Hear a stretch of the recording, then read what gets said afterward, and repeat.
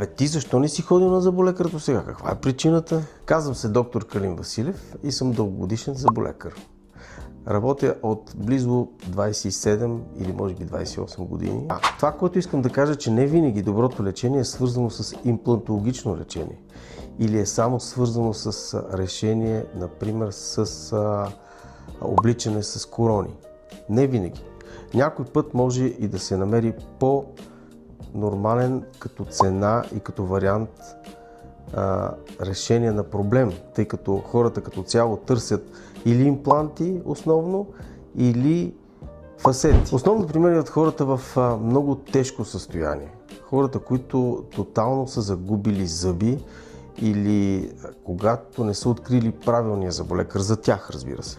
Докторе, дали ще боли? Просто заповядайте при нас само и единствено да ви прегледаме, да намерим решение заедно.